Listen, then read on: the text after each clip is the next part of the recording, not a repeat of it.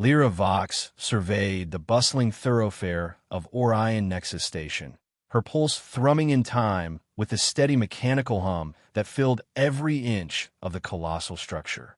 The station was a floating city orbiting the vibrant gas giant Ionis Prime, its swirling pink and orange clouds visible through the massive windows spread throughout Orion Nexus's corridors. Thousands of travelers, merchants, diplomats, tourists, and soldiers mingled here, representing a vast array of species from across the galaxy. She took a slow breath, inhaling air filtered by countless environmental systems. No matter how many times she stepped off a Vidian cruiser onto a multi-species station, there was always that trace of apprehension, the subtle awareness that she was among those who might become her enemies at any moment. For a trained operative, though, that edge of tension served only to sharpen her focus. Her eyes flicked from one face to the next. Humans, mostly, though she caught glimpses of Taurans with their 4 eyes and cloven hooves, tall and reedy Kaelians with their translucent skin, and even a few fellow Vidians who hurried along with purposeful strides. She was looking for a particular man, someone whose image she had memorized from her mission briefing. Commander Jason Reed, an intelligence officer from the Human Alliance. She adjusted her posture, letting her shoulders roll back. It emphasized her figure in the form-fitting, deep blue bodysuit she wore, an outfit designed to blend practicality with seduction. Lyra's skin was a rich emerald color, typical of her race, and it possessed a faint shimmer under certain lighting. She had parted her silver-white hair to reveal her high cheekbones and elegantly pointed ears. She was more than just a spy. She was a specialist trained in infiltration and seduction, 2 skills that would be vital for what lay ahead. A low beep in her left ear signaled an incoming message through her covert earpiece. She tilted her head subtly, listening to the man's voice on the other end. Director Mathis, her superior in Vidian intelligence, the man who had arranged this entire mission. Agent Vox, he said, the faintest tremor of impatience in his tone. Commander Reed is scheduled to attend a small reception at the Celestial Lounge in 2 hours. Make sure you're there. Establish contact, earn his trust, and find out what he's really doing on Orion Nexus. The High Command suspects he's carrying crucial data that might compromise our strategic positions. Do whatever it takes. She responded with a soft hum, almost imperceptible unless one was specifically listening for it. Then the connection went silent. The directive was clear. Seduce the human. Get close enough to learn his secrets. As she made her way down the corridor, passing shop fronts filled with alien wares and neon signs in multiple languages, she felt the subtle friction of conflicting loyalties. She had served the Vidian cause for most of her adult life. She prided herself on her skill and devotion to her people, who had been overshadowed for years by the rapid expansion of the Human Alliance. Yet as she had risen through the ranks, she had begun to see just how ruthless the Vidian Intelligence Directorate could be. Still, she thought duty was duty. She was good at her job. She had never allowed emotion to sabotage her assignments. If her superiors wanted secrets from Commander Reed, she would get them. Hours later, she entered the Celestial Lounge on the upper levels of the station. The lounge was known for its panoramic glass wall that overlooked Ionis Prime, offering a breath-stealing view of the swirling clouds and distant star field beyond. The interior lighting was dim, accented by the faint glow of floating orbs that drifted near the ceiling. The music was subdued, providing a soothing backdrop for hushed conversations among the well-to-do travelers and officials who frequented this place. Her gaze scanned the patrons. Diplomats dressed in ornate robes, corporate magnates huddled over cocktails, a handful of station security officers watching the crowd. And then she saw him. Commander Jason Reed sat at the far end of the bar, his back to the glass wall. He wore a crisp black jacket over a form-fitting gray shirt, and he looked every bit the professional soldier with his straight posture and sharp eyes. She noted the small device clipped to his belt, some scanning or communications tool, presumably. His attention drifted around the lounge, as though he were mentally cataloging every occupant. She made her approach slowly, ensuring her hips swayed in a way that was both natural and eye-catching. When she reached the bar, she stood a seat away from him and signaled the bartender. "Something local," she said in a melodic voice that carried just enough accent to sound exotic. "I like to taste new flavors wherever I go." Jason glanced her way, curiosity evident in his gray eyes. "A bold move," he said mildly. "Not. Every local specialty is easy on the uninitiated." She turned, letting her emerald gaze lock with his. "I enjoy surprises," she replied, then smiled. "You're human, right?" He nodded. "Commander Jason Reed, Human Alliance. Here on a diplomatic exchange." She played her part as though ignorant of who he was. "Diplomatic exchange? That sounds important." The bartender set a drink in front of her, a pale blue concoction with flecks of silver. She took a small sip, savoring the cool liquid that fizzed on her tongue and left a faintly sweet aftertaste. "Lyra Vox," she said, offering her hand. "Vidian, from Amathia City, on Kavar Prime. It's not often we see your kind in this sector. Not with tensions running so high these days." Jason accepted her hand. His palm was warm, his handshake firm. "I'd say the same of Vidian's, but I've seen a few around here. Some of them look like they're waiting for the right moment to slip a knife into my back." His tone was lightly teasing. "I can't speak for all my people," she said, giving him a demure smile. "Only for myself." He studied her face for a moment. "Well, I won't hold your entire race responsible for my paranoia. You're visiting Orion Nexus for business or pleasure?" "A little of both," she replied. "I have duties, but it's impossible not to enjoy yourself in a place like this." She motioned to the breathtaking view of Ionis Prime beyond the windows. "These cosmic vistas remind me of just how small we all are, don't they?" His expression softened slightly, and he nodded. "I'd say it's a good reminder for everyone, especially those of us in uniform." They talked for nearly an hour, their conversation meandering across topics from station politics to light-hearted banter about the best places to find a decent meal on Orion Nexus. Lyra gently probed with questions that might reveal something about his mission, but Jason, though polite, offered little. He was adept at deflecting. She leaned in, letting her tone dip. "The lounge is closing soon. My quarters aren't far from here. If you'd like a more private view of Ionis Prime, I have a window that's absolutely breathtaking." His eyes lingered on her lips before flicking back to her emerald irises.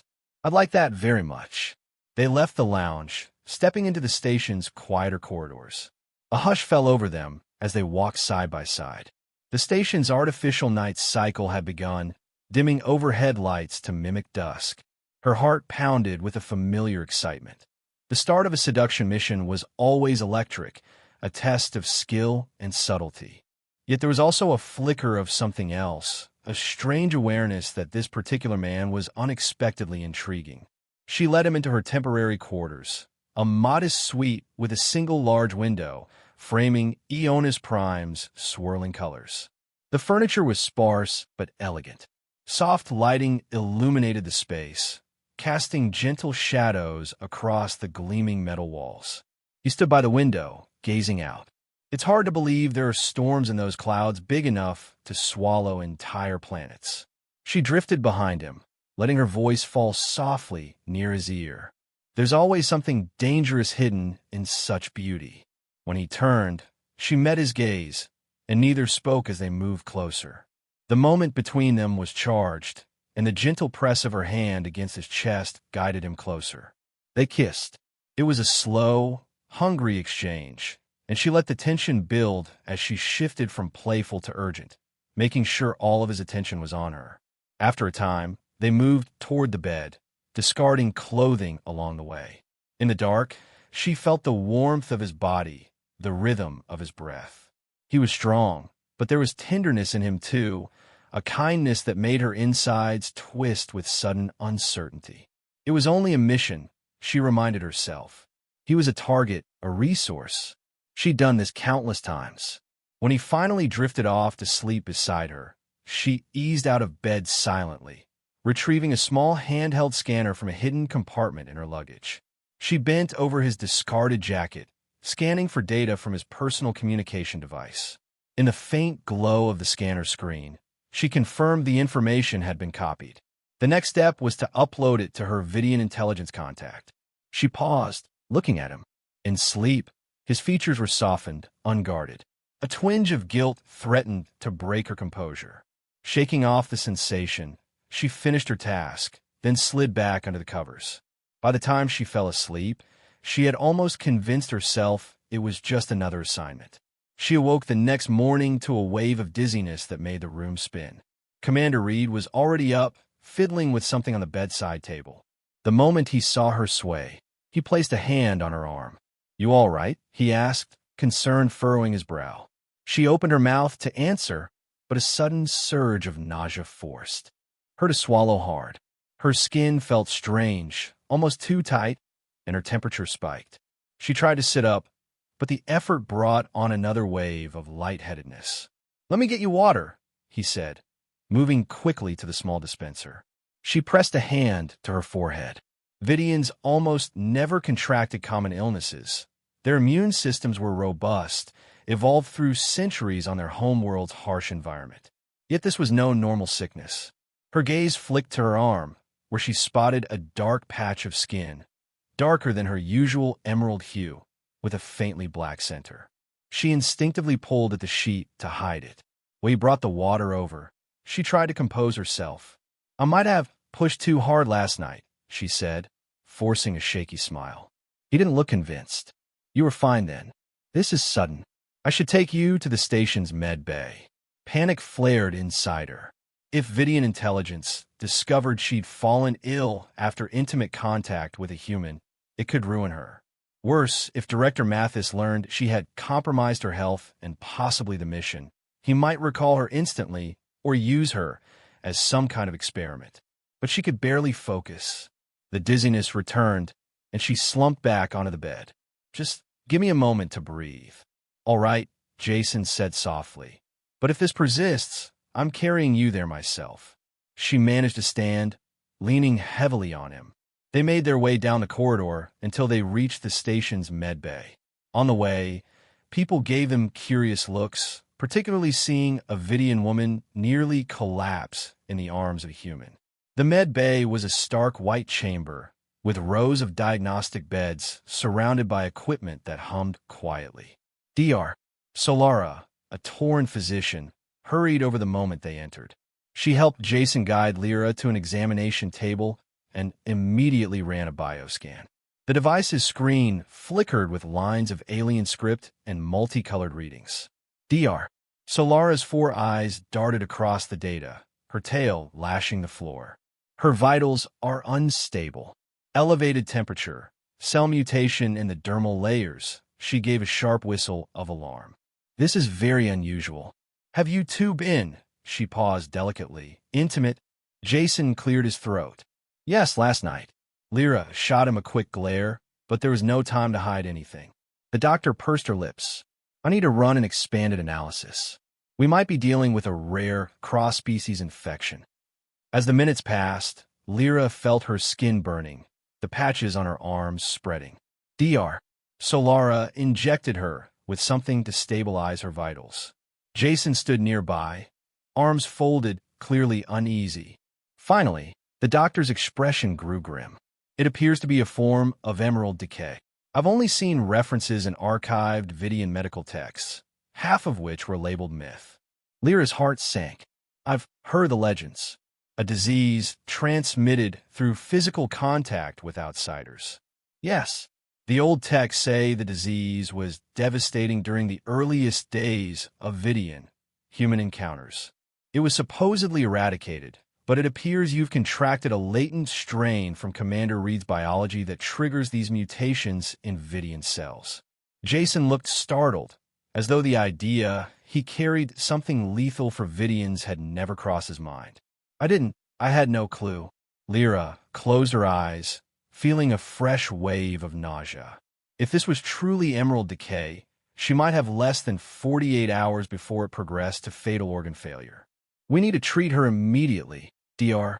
Solara said. "Problem is, the cure is not documented in modern med databases.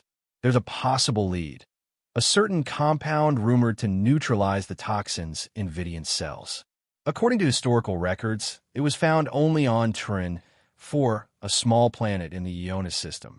But the planet is restricted territory now, occupied by Vidian forces for deep mining operations. The environment is inhospitable, and you'd face substantial security to get anywhere near it. Before Lyra or Jason could reply, another figure stepped into the med bay, Director Mathis himself.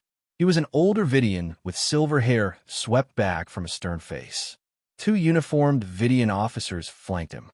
"How fortunate to find you here, Commander Reed," Mathis said with a veneer of politeness. "And Agent Vox, you look unwell." The way he spoke made Lyra's skin crawl. She tried to remain composed, even as her condition worsened. Mathis glanced at DR. Solara's screen, eyes narrowing. A flicker of interest sparked there. "I see you've stumbled upon an unfortunate predicament," Mathis continued, stepping closer to Lyra. "Emerald decay, if the data is correct." Lyra's mouth felt dry. "Just a coincidence," she managed, but her voice trembled. Mathis's lips curved into a cold smile. "Nothing is ever a coincidence in times of interspecies tension. The fact that a human officer, one rumored to, possess critical intel, has infected a Vidian operative with a nearly mythical disease is most intriguing." Jason stiffened. "She needs help, not interrogation." "Oh, she will receive help," Mathis said smoothly. "We'd be remiss to waste an opportunity to study how this disease affects her, and perhaps replicate certain aspects." He let that last phrase hang ominously in the air. Lyra realized with growing dread that Mathis likely wanted to harness Emerald Decay, not cure it, create a version that targeted humans instead, or manipulate it into some kind of biological weapon. Before she could protest, a searing pain shot through her veins, making her cry out. Jason caught her before she could collapse off the exam table. "DR." Solara quickly administered a sedative, brow furrowed. "I'll arrange for her transport to a secure Vidian medical facility," Mathis said, nodding to his officers. "Her condition will be carefully observed." Jason exchanged a glance with DR. Solara, who shook her head discreetly. The read in that moment was clear. If Lyra went with Mathis, she might never emerge from that facility alive or free. In a burst of desperation, Jason stepped between Mathis and the exam table. "She's not going anywhere. At least not until DR. Solaris stabilizes her." Mathis's expression hardened. "Commander Reed, I suggest you step aside. You have no jurisdiction here." "Then let me help," Jason insisted, addressing DR. "Solara, we have a better chance of saving her if we find that compound on Turin 4, right?" The Tauran doctor nodded slowly. "It's the only known lead for a genuine cure." Mathis's stare was ice-cold, but a cunning gleam lingered. "Very well. Bring her to Turin, for yourself, if that's what you wish. But I'll have my own men accompany you, to ensure all security protocols are observed." Jason hesitated, aware that any plan to slip away with Lyra was complicated by Mathis's presence. Lyra, her mind fuzzy with sedation, forced herself to speak. "No, he'll use me take my blood weaponize." Mathis gave a dismissive wave to her protests. "Her delirium is unfortunate. We only want the best for our dear operative." Jason steeled himself. "I'll secure passage to Turin 4. Let me see if I can talk to station control to arrange a direct flight. If they suspect something, or if we're flagged by Vidia High Command, we'll have trouble." Mathis inclined his head. "Yes, do that. My men will escort you." A direct route with Mathis's men? That would be suicide. Jason realized that in order to save Lyra, he'd have to escape the station altogether and reach Turin, for on his own terms. The only question was how. He caught DR. Solara's eye again. She stood behind Mathis and his officers, making subtle gestures indicating a back exit in the med bay. Jason nodded imperceptibly. "Of course," he said, forcing a polite tone. "Let's step out to finalize the logistics." As Mathis turned to issue orders to his subordinates, Jason exchanged a quick glance with the doctor. Taking advantage of the distraction, DR. Solara slipped a portable medkit onto Lyra's bed. Then Jason suddenly grabbed Lyra around the waist and lunged toward the back door. "DR." Solara pressed the panel to open it. Mathis shouted an alarm, and his officers whipped out sidearms. Bolts of plasma seared the air. Jason pivoted, keeping Lyra shielded behind him, and raced through the opening corridor. Alarms began to blare throughout the medbay. They burst into a side passage that led to a labyrinth of maintenance tunnels beneath the main station corridors. DR. Solara had apparently programmed a code to let them through. The sealed hatch hissed shut behind them, locking out Mathis's men, at least temporarily. "Where do we go?" Lyra managed, fighting pain and delirium. "We find a ship," Jason panted, "and we get the hell off Orion Nexus." Her vision blurred, but she clung to his shoulder, letting him guide her forward. They navigated the twisting corridors for what felt like hours. Every so often, they heard the distant clank of station security teams searching for them. Despite the sedation, Lyra forced herself to remain conscious, offering bits of advice on how to bypass certain Vidian security sensors or how to mimic an override code for locked doors. Eventually, they emerged near a little-used hangar bay. Inside, they found a mid-sized transport called the Starbound. Its hull was scuffed from years of service, and from the looks of it, it had been retrofitted with additional thrusters and concealed cargo compartments, signs of smuggling modifications. Standing at the bottom of the loading ramp was Captain Moria, a tall human woman with close-cropped dark hair and an air of calm confidence. She wore a battered jacket over civilian attire. Upon seeing Jason and a badly weakened Lyra stumble in, she drew her sidearm.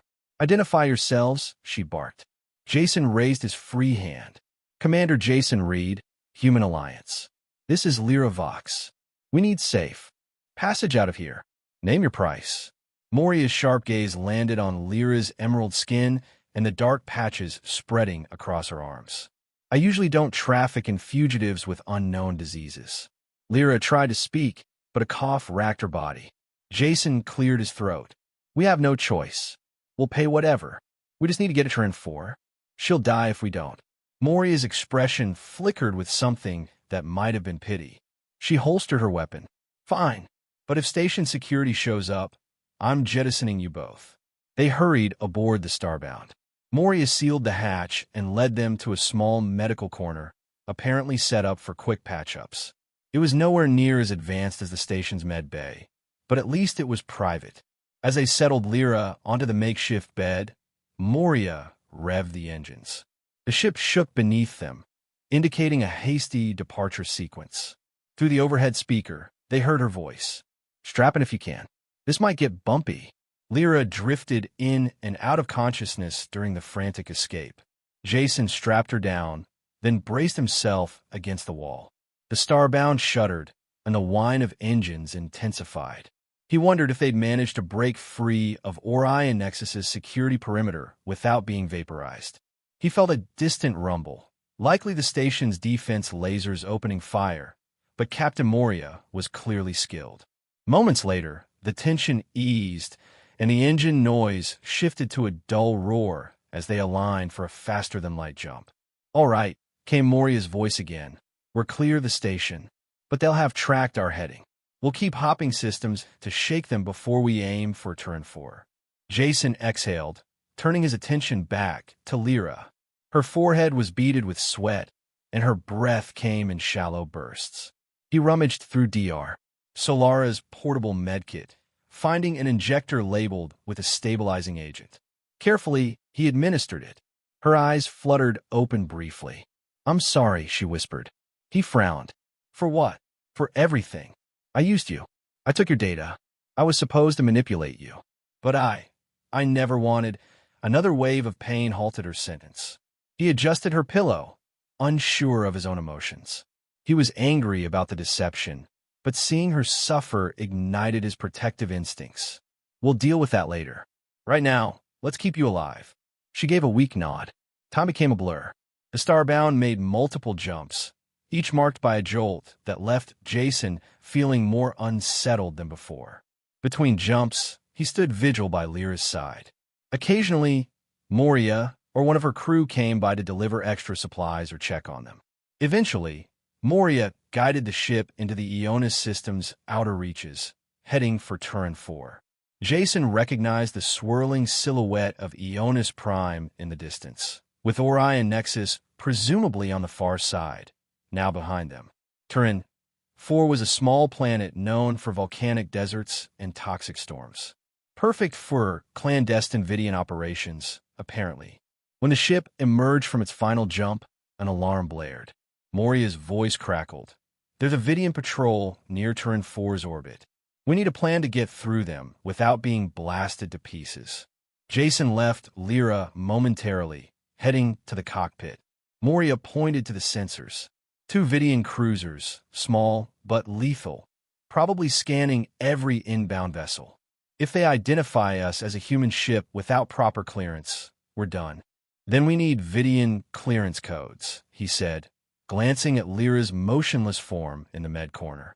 "She might have them, but she's in no shape to give them. Let me see if she keeps anything in her personal data pad." He hurried back to Lyra, rummaging through her small bag. Sure enough, he found a coded device labeled with a Vidian insignia. By some stroke of luck, it hadn't been damaged during their frantic escape. He activated it, finding a passcode prompt. Lyra stirred. "Let me," she rasped. Jason helped her sit up. With trembling fingers, she entered a long string of characters. The device flashed green. Moria called from the cockpit. "Any chance that'll fool the patrol?" "We won't know until we try." Jason moved to the cockpit, feeding the clearance code into the ship's transmitter. Broadcasted on a standard Vidian frequency. The tension in the air was palpable as they waited. On the screen, the 2 cruisers hovered near the planet. The seconds crawled by. Then, to their relief, the cruisers altered course slightly, moving to allow passage. "Looks like we're in," Moria said, shaking her head in amazement. Lucky break. They began their descent toward Turin 4. Through the ship's external cameras, Jason saw a world of red deserts, black rock formations, and swirling dust storms. Lightning flickered in the distant sky. Even from orbit, it looked hostile. "I've found references to an abandoned mining outpost on the western continent," Moria said, tapping the console. "We can land there under the radar, but we'll have to make a ground journey to the coordinates DR. Solara mentioned." Jason glanced at Lyra, who was slumped against the cabin wall, breathing shallowly. The dark patches had spread across her neck and down one side of her face. They needed that compound soon, or it would be too late. The Starbound touched down on a cracked plateau of basalt, concealed by a ridge of jagged obsidian spires. As the engines powered down, Moria stood and strapped on a blaster belt. "I'll stay with the ship, keep it prepped for a quick escape. You take whoever you need from my crew to retrieve that magical fix." Jason shook his head. "I appreciate the help, but this is personal. Besides, you might need your entire crew if more patrols show up." She shrugged. "Suit yourself. There's a rover in the hold you can use. Suits for you both, too. That atmosphere will fry your lungs in no time." He returned to Lyra's side, placing a hand on her shoulder. "We gotta go now." Her eyes were glazed with pain, but she nodded. "I can walk." "No," he said gently. "Let me help." They suited up in environment-resistant gear that covered everything but their faces, with clear visors for breathing filtered air. Jason made sure Lyra's was fully functional before guiding her to the cargo hold. A small, robust rover waited there, tires adapted for rough terrain. After loading up supplies, they drove out into Turin 4's hostile surface. The rover's headlights cut through the swirling dust. Sharp rocks jutted from the ground at odd angles, and a faint stench of sulfur seeped into their filters. Every so often, arcs of lightning streaked across the crimson sky. Lyra tried to stay alert, offering directions based on the ancient data from DR. Solara's brief references. The old texts said the compound is found near geothermal vents southwestern quadrant. Look for steam columns. Jason pushed the rover as fast as he dared, navigating around obstacles. The entire time, he kept one eye on Lyra's condition. Her breathing had grown more ragged despite the protective suit, and every so often she clutched at her chest or arm in pain. After an hour of perilous travel, they saw the first sign of geothermal activity, plumes of white steam erupting from fissures in the ground. He stopped the rover behind a large boulder, helping Lyra climb out. She pointed weakly toward a narrow ravine. Down there, we need to extract raw crystals from the vent walls. The wind howled across the barren landscape as they made their way down into the ravine. Steam hissed from cracks in the earth, and the air temperature rose noticeably. Jason scanned the area with a handheld device DR Solara had given them, searching for the signature that would indicate the presence of the rare mineral. Finally, the scanner beeped. "Here," he said, shining his suit's wrist light on the vent. Glossy crystals jutted out in clusters, reflecting the steam in prismatic colors. Lyra leaned against the ravine wall, sweat glistening on her emerald brow despite the suit's cooling system. "That's it," she whispered, voice trembling. "Compound X. We have to gather enough to synthesize the cure." Jason braced one hand on the rocky surface and began chipping away at the crystal with a specialized tool. He placed each chunk into a sealed container. On the ravine floor, Lyra slowly sank to her knees. Her vision blurred, and for a moment she thought she saw flickers of green swirling in her peripheral vision, hallucinations from the fever. But then she felt a strong hand on her shoulder, steadying her. Jason finished collecting the crystals and crouched beside her. "Hang on," he said, his tone urgent yet gentle. "We'll get back to the ship, and we'll figure out the rest." Through the haze of her pain, she realized that he truly cared. She felt an ache in her chest that had nothing to do with the disease, regret for how she deceived him, for how she might never get a chance to make amends if she died. She forced her thoughts away from despair as they hurried back to the rover. They began the return trip, but the path was obstructed by swirling dust storms that battered the vehicle. Visibility dropped. Jason slowed, muttering curses under his breath. Suddenly, an alert flashed on the rover's panel. Proximity sensors detected something large approaching from overhead. Before they could react, the red dust parted, revealing a looming Vidian dropship. It touched down on the plateau in front of them, and outpoured a squad of armed Vidian soldiers. Jason slammed on the brakes. "Damn it," he said. "Must be Mathis's men." The lead soldier signaled for them to exit. Reluctantly, Jason stepped out, helping Lyra do the same. They kept their hands visible. One of the soldiers, clad in heavier armor, approached with a rifle raised. "By order of Director Mathis, you're under arrest for treason against the Vidian High Command." Lyra managed a weak laugh, though it turned into a cough. "Treason," she rasped. What a convenient label. As more soldiers surrounded them, a figure descended from the dropship. Director Mathis himself, wearing a sealed helmet but with the visor clear so they could see his face twisted in a self-satisfied grin. "I knew you'd come here. The cure, the compound, predictable." He waved a dismissive hand. "Hand over what you collected." Jason glared. "She's dying. She needs this." Mathis arched an eyebrow. "Oh, I fully intend for her to receive treatment after I run the necessary experiments. Imagine if we can invert this strain to target humans. The threat of an unstoppable plague might be exactly the leverage the Vidian people need to keep your alliance in check." Rage flashed in Jason's eyes. "You're insane. This could lead to mass genocide." "Genocide is such a melodramatic term," Mathis said coolly. "Think of it as balance." Lyra, leaning against Jason, felt a surge of desperation. She could barely stand. Her vision was failing. If they took her into custody, she'd be locked up in some lab, tortured while they turned her illness into a monstrous weapon. She caught sight of the sealed container in Jason's grip, the precious crystals. Summoning her last reserve of strength, she lunged for one of the soldier's sidearms. The soldier reacted too slowly, surprised by the sudden movement from a near-collapsing woman. Lyra fired a shot into the ground at their feet, kicking up a spray of dust and debris. Seizing the moment, Jason shoved the container into his own satchel, drew a small pistol from his belt, and fired at the nearest group of soldiers. Chaos erupted. The squad scattered for cover. Mathis shouted for them to hold fire. He wanted them alive, but only just enough to serve his purpose. Jason grabbed Lyra's arm, dragging her back to the rover. Bolts of plasma scorched the air. He revved the rover's engine, and it lurched forward, careening around the dropship.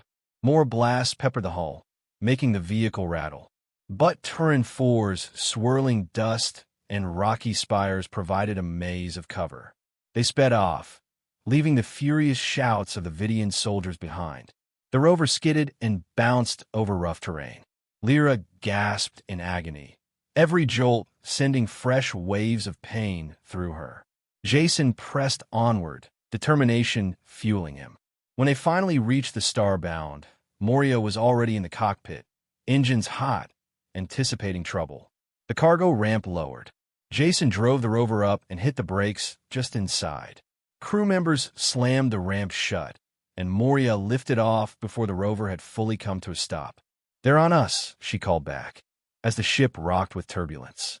"A couple of Vidian dropships are converging. We'll have to punch through the atmosphere and hope we can outrun them." "Go!" Jason shouted. In a blur, they ascended, battered by Turin 4's storms and the plasma fire of pursuing craft. The Starbound's hull groaned under the strain, but Moria was a skilled pilot. Soon they broke through the planet's upper atmosphere. The vacuum of space enveloped them. Lyra's breathing was ragged. She clutched at Jason's hand. "Get these crystals to the med bay," she whispered, half delirious. He nodded and signaled Moria to plot a course. "Dr. Solara had mentioned that the raw minerals still needed to be refined into a serum. The Starbound's medical corner wouldn't be enough for a complex process, but they had some equipment salvaged from black market dealers. Perhaps it would suffice. While Moria's crew performed a series of evasive maneuvers, Jason and the ship's mechanic, who had some knowledge of chemical processes, worked together to grind and distill the crystals into a concentrated solution. Lyra lay motionless on the med bed, her pulse faint. Hours felt like days. The Starbound rattled under sporadic blasts from Vidian patrols, but Captain Moria managed to keep them one jump ahead of capture. Jason refused to leave Lyra's side for more than a few minutes at a time. Finally, the rough serum was ready. It was a swirling green liquid that glowed ominously in the overhead lights. "We have no guarantee this is stable," Moria warned, eyeing it warily. Jason tested a small drop on a sample of Lyra's blood that Dr. Solara had taken. It fizzed and coagulated in a manner that suggested it might counter the disease. With no time to refine further, they administered a careful dose into Lyra's vein. For long minutes, she lay still. Then, slowly, her labored breathing began to ease. The dark patches on her skin stopped spreading. Jason let out a shaky breath, relief flooding him. Captain Moria, hovering in the doorway, offered a faint smile of congratulations, but reminded them they were still in danger. "We got a transmission from a Human Alliance cruiser Perseverance," she said. "They're responding to a distress signal we faked, saying they'll offer us safe haven if we make it to their location." Jason nodded. "Perfect. Let's get the hell out of Vidian space." He stayed by Lyra's side as the Starbound made its final jump.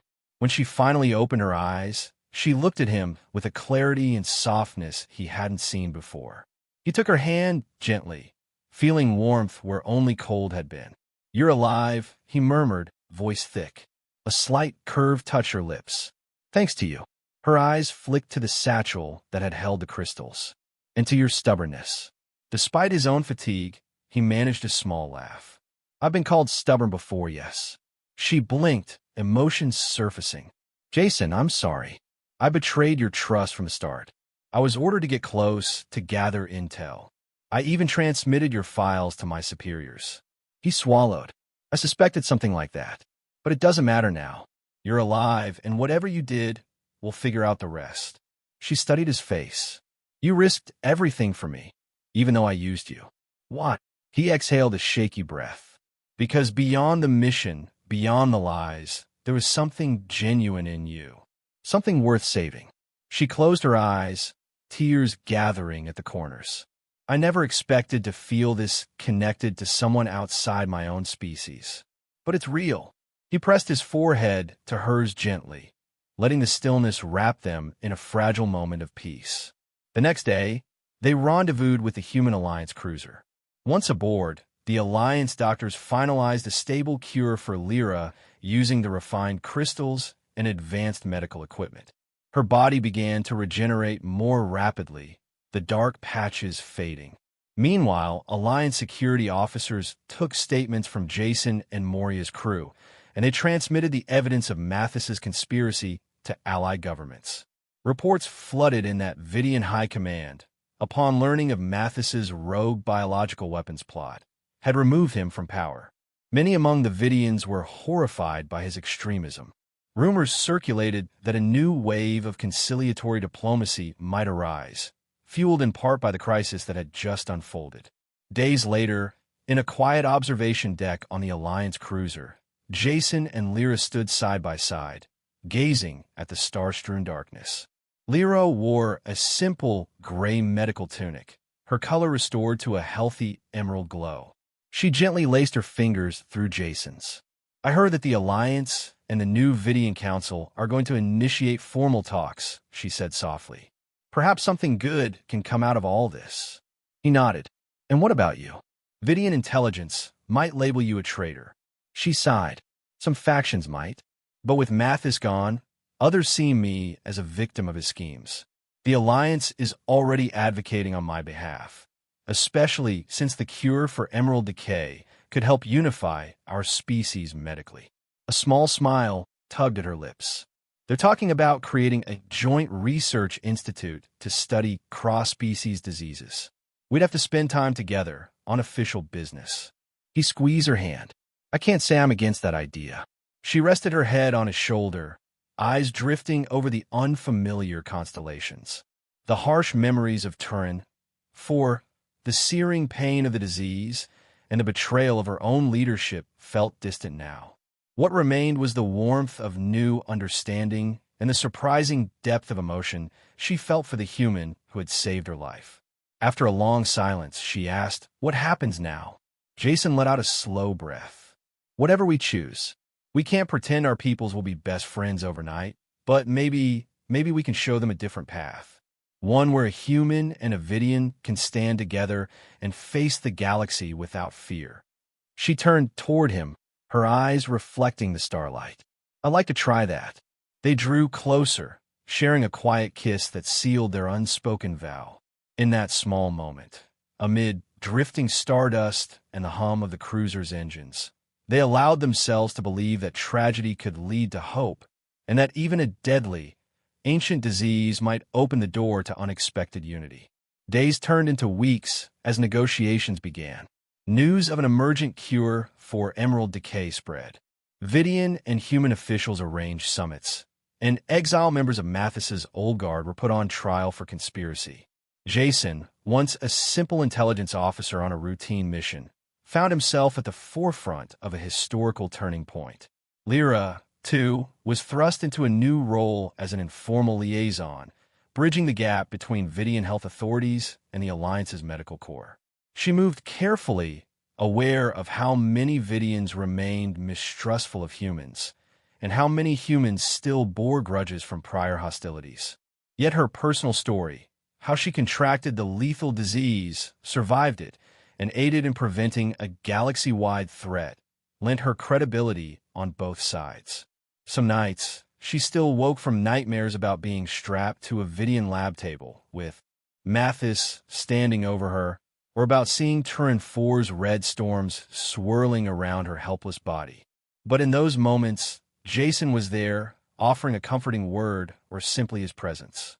She found solace in the sense that they were forging something new and fragile, but authentic. One afternoon, as she finished a conference call with Vidian physicians, she noticed Jason leaning in the corridor. He looked exhausted but determined. "Another briefing?" she asked, stepping close. He nodded. "Admiral Caldwell wants to hear our direct testimony about what went down on Turn 4. They're hoping to finalize a treaty that cements cooperation on cross-species disease research." Her heart lifted. "That's incredible. A few weeks ago, that was unimaginable." He brushed a lock of silver hair from her eyes. "How are you holding up?" She hesitated. Physically, fine. The doctor said I'm fully cured. Emotionally, sometimes I think about what I did, how I deceived you initially, how close I came to dying. He tilted her chin up gently. We all do things in service of duty. And we also grow. You've shown me that not all Vidians are the enemy. I think you've proven the same in reverse. A soft laugh escaped her. Yes, I suppose so. She leaned against him, resting her cheek on his shoulder. Jason, yeah. She took a moment, searching for the right words. When this is over, when the negotiations are done, will you stay with me? At least for a while. His arms curled around her waist. I was hoping you'd ask. She pressed a gentle kiss to his neck. It might be complicated. I'm not exactly welcome in certain parts of Vidian space. And you still have your duties to the Alliance. He smiled, a genuine warmth in his eyes. Then we'll figure out together. No pity. They stood there in the corridor, each carrying the weight of responsibilities that stretched far beyond themselves. But for the first time, the path ahead felt less daunting. They had faced death, betrayal, and the threat of a weaponized plague. And in the midst of all that darkness, they had discovered an unexpected light in each other. A few days later, the official treaties were signed. Representatives of Vidian High Command, having purged Mathis's faction, publicly denounced any further attempts to develop biological weapons. The Human Alliance, for its part, agreed to share medical technologies. In a formal ceremony broadcast throughout the galaxy, both sides pledged to construct a research institute near the neutral zone, focusing on preventing future cross-species disease outbreaks. Jason and Lyra stood at the edge of the room where the signing took place, watching the grand oration. Ministers and admirals of various species exchanged polite smiles and handshakes. Despite the cynicism that often accompanied politics, there was a palpable sense of relief. The horror of a near catastrophe had jolted both powers into realizing how precarious peace truly was. After the ceremony, Admiral Caldwell approached Jason and Lyra, a wry smile on her face. Never thought I'd see the day. Good work, both of you. Jason saluted. Thank you, Admiral. Lyra inclined her head. I'm honored to help correct the mistakes that threatened us all. Caldwell studied them with a keen gaze. So, what's next for you two? They exchanged a glance. Lyra answered first. I'll be assisting at the new institute, ensuring the cure for emerald decay is fully disseminated among my people. Commander Reed has offered to advise the Alliance Intelligence Services on how best to cooperate with the Vidian side. And maybe, Jason added, we can carve out a little free time in the process. The Admiral chuckled. Good luck with that. Diplomacy is endless. She gave them a parting nod and moved on to greet another delegation. Jason turned to Lyra, a half-smile on his lips. So, want to see if this station has any decent places to watch the stars. She linked her arm through his. I'd like that, as long as you don't poison me again. He winced in mock horror. Now you're going to hold that over me forever, aren't you? Her playful laugh filled the corridor as they walked away, side by side. Later that evening, they found themselves on a small observation deck, far from the bustle of the official reception. Through the curved glass, they watched the drift of cosmic clouds illuminated by the station's ambient glow. Lyra leaned against the railing, her emerald skin reflected in the starlight. Jason stood close, one arm around her. She spoke softly, as though afraid to break the quiet. I never imagined my life could take this turn. A short while ago, I was a loyal Vidian agent, following orders without question. Now I'm here, free to choose my own path. Jason brushed a gentle hand across her cheek. It's funny. I came here thinking I had everything figured out, gather intelligence, submit my report, move on. Then I met you. She smiled, tilting her head into his touch. It's strange that a deadly disease might become the foundation of a deeper connection between two peoples. Strange, he echoed, but maybe it's exactly what we needed. Sometimes crisis is the only way to force change. She sighed contentedly. I'm looking forward to seeing what the future holds. It won't be simple, I know. There are those who still hate humans, and some humans who will despise Vidians. But at least we can prove that trust is possible. He tightened his hold on her waist, drawing her near. "We'll prove it one day at a time." Their kiss was tender, an affirmation of all they had endured and all they had overcome.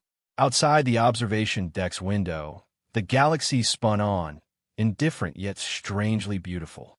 Planets and stars, luminous nebulae, and cosmic voids, each reminded them how vast existence was and how small their roles might seem. But in that quiet moment, with her heart beating in sync with his, Lyra Vox believed they could shape something new. She closed her eyes, remembering how she had first approached him at the bar in Orion Nexus, her steps carefully calculated for seduction.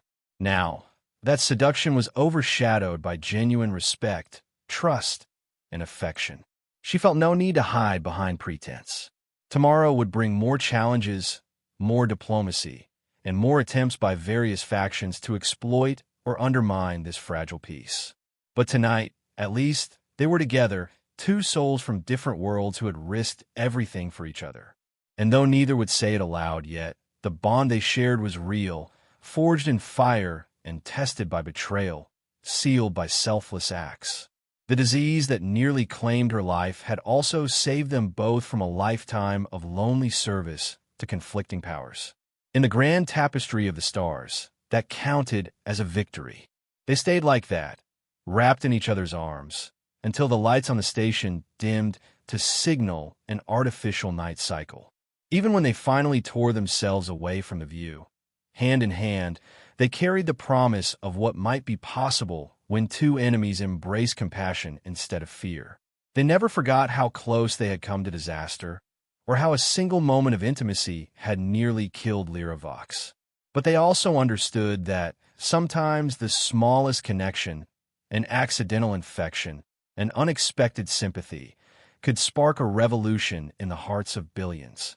As they walked down the corridor, discussing potential names for the research institute or debating which star system they might visit together on a future holiday, an unspoken warmth passed between them. It was enough to sustain them through uncertain times. And so, across the open gulf of space, with Orion Nexus Station behind them and the newly minted alliance forging ahead, they stepped into the unknown, determined to discover what new wonders and what new tests the galaxy would bring.